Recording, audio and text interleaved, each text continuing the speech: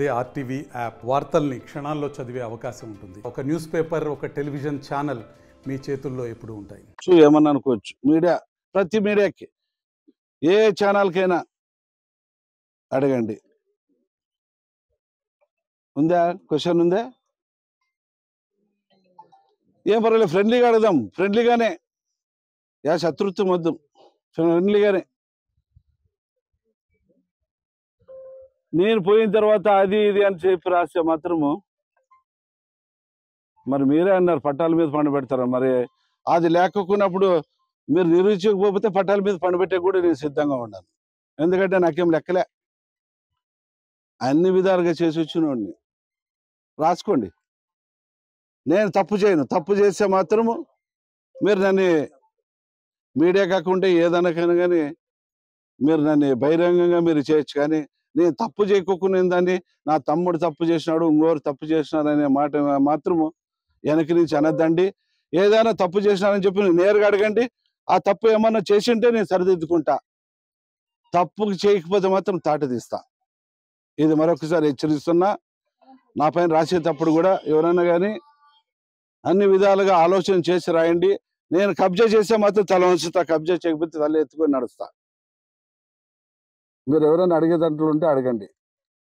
ఏమిది ధైర్యంగా చెప్తున్నాడు, కబ్జా చేసినాడా చేయలేదా, మరి ఎంతమందిని పట్టాల మీద పండబెట్టినారనేది న్యూస్లో వస్తుండదు. ఇదే కోరిక మేరకు నిన్ననే మా కార్యకర్తలతో, మా నాయకులతో, మా కుటుంబ సభ్యులు, తెలుగుదేశం కుటుంబ సభ్యులతో కూర్చున్నప్పుడు నా పరిపాలన బాగలేదు, ఒక ప్రతి ఒక్కరు అన్నదమ్ములతో ఎమ్మెల్యేలుగా ప్రవర్తిస్తారని చెప్పేసి ఏ మీడియా సోదరులు అంటున్నారు, మీ అభిప్రాయం అని అడిగితే ప్రతి ఒక్కరు అన్నాళ్ళు. మరి వాళ్ళ మాటల్లోనే అడుగుదాం.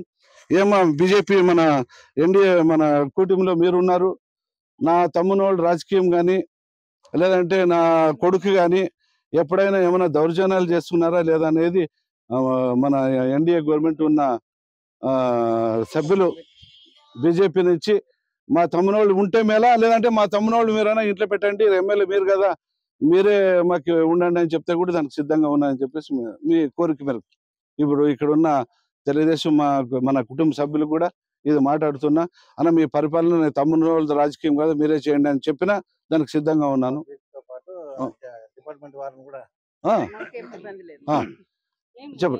చెప్పండి మీరు మీడియాకి. ఇబ్బంది ఏం లేదు.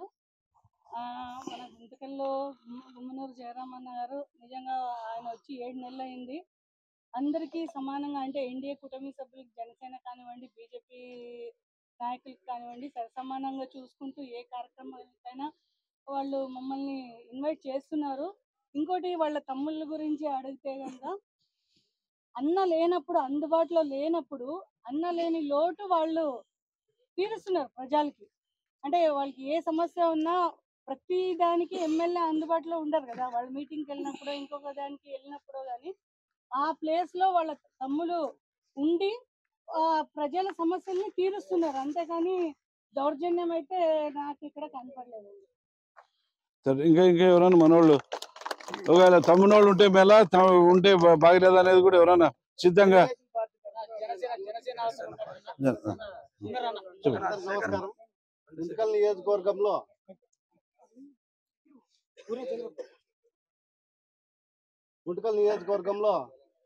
గత పోయిన ప్రభుత్వంలో ఎవరు బాగుపడినారు, ఎవరు బాగుపడినారనేది మీడియాకి తెలిసే ఉంటుంది. ఆ నాయకులు బాగుపడినారు కానీ పేదవాళ్ళు బాగుపడలేదు. ఇప్పుడు మాకు దేవుళ్ళలాగా మాకు గుమ్మనూరు జయరామన్న గారు వాళ్ళ బ్రదర్స్ వచ్చి ప్రతి ఒక్కరు పేదలు ఎక్కడున్నారో ఇక్కడ ఎంఆర్ఓ గారితో మాట్లాడటం జరిగింది. ఇంకా వచ్చింది 8 నెలలు అయింది. అప్పుడే వాళ్ళ మీద నిందలు మోపడము ఇది సరైనది కాదు. మీరు మీతో ఉండే ఆధారం ఉంటే నిరూపించండి, మేము దానికి సై. ఎందుకంటే ఈరోజు మేము ఒక కుటుంబ సభ్యులుగా మేము పని చేసుకుంటూ ముందుకు వెళ్తున్నాము.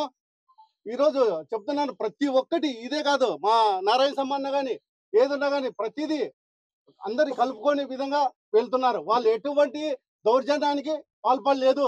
ఇది సభాముఖంగా నేను దైవ పూర్వకంగా నేను చెప్తున్నాను అని మనవి చేసుకుంటున్నాను. జై హింద్. తెలుగుదేశం పార్టీ తరఫున చెప్తున్నా. ఎక్స్ కౌన్సిలర్ నేను, నా భార్య కూడా ఎక్స్ కౌన్సిలర్. ఇంతమంది నేను కూడా చూసాను, ఎమ్మెల్యేలని, ప్రభుత్వాన్ని అన్ని చూసిన. మొన్న కూడా వైఎస్ఆర్ ప్రభుత్వంలో కూడా చూసిన నా వార్డులో చాలా మంది పేదోళ్ళకి స్థలాలు ఇచ్చి కబ్జా మొత్తం అన్ని కబ్జా చేసి వాళ్ళకి ఇంట్లో పనిచేసే వాళ్ళకి ఆఫీసర్లకి అంటే వాళ్ళ ఇంట్లో పనిచేసే వాళ్ళ వర్కర్లకి కార్యకర్తలకి ఇచ్చుకున్నారే తప్ప మిగతా బీదోళ్ళు పట్టాలు తీసుకుని నాశనం చేసి చాలా మందిని ఇచ్చేసుకున్నారు. మన జయరామన్న ఎమ్మెల్యే అయిన తర్వాత 7 నెలలు 8 నెలలు దగ్గర అవుతా ఉంది. ఇంతవరకు అయింది ఏ నాయకుడు కూడా కార్యకర్తను పిలిచి నువ్వు ఇది కావాలా ఏం కావాలా అని అడిగి ఎప్పుడు చేసింది లేదు.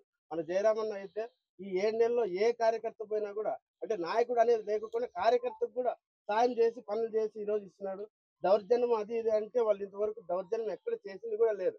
ఊరిలో TV9 అది దీంట్లో ఊరిలో ఇచ్చేస్తున్నారు తప్ప వాళ్ళకి వచ్చింది అంటే ప్రూఫ్ తో సహా వస్తే అన్న సవాల్ చేస్తున్నాడు, దానికి మీరు అంగీకరించాలి. ఇంకోటి అదే పనిగా దౌర్జన్యం చేస్తున్నారు అని ఇచ్చేస్తున్నారు. 24 గంటలు నారాయణ సామన్న గారు గుంటకల్లో ఉంటూ పేదలకు ఏది వచ్చినా కూడా పోలీస్ స్టేషన్ వచ్చినా రెవెన్యూ ఆఫీస్ వచ్చినా ఆయన సేవలు చేసుకుంటూ ఇచ్చేస్తున్నాడు. ఎమ్మెల్యే గారు ఏదైనా ఊరికి పోయినప్పుడు ఆయన ఉన్నప్పుడు ఉండి చేసి ఇచ్చేస్తా ఉన్నారు. మన గుంటకల్లో మాత్రం గిరిజనాలు అంటే ఎమ్మెల్యే గారు ఎవరు చేయలేదు. మా తెలుగుదేశం కుటుంబ సభ్యులంతా మేము ఇప్పుడు జయరామన్న ద్వారానే మేము బాగున్నామని మేము తెలియపరుస్తాం. మరిన్ని వీడియోస్ కోసం ఛానల్ ని సబ్స్క్రైబ్ చేయండి. లేటెస్ట్ అప్డేట్స్ కోసం వాట్సాప్ ఛానల్ ని ఫాలో అవ్వండి. ఆ లింక్ డిస్క్రిప్షన్ లో ఉంది.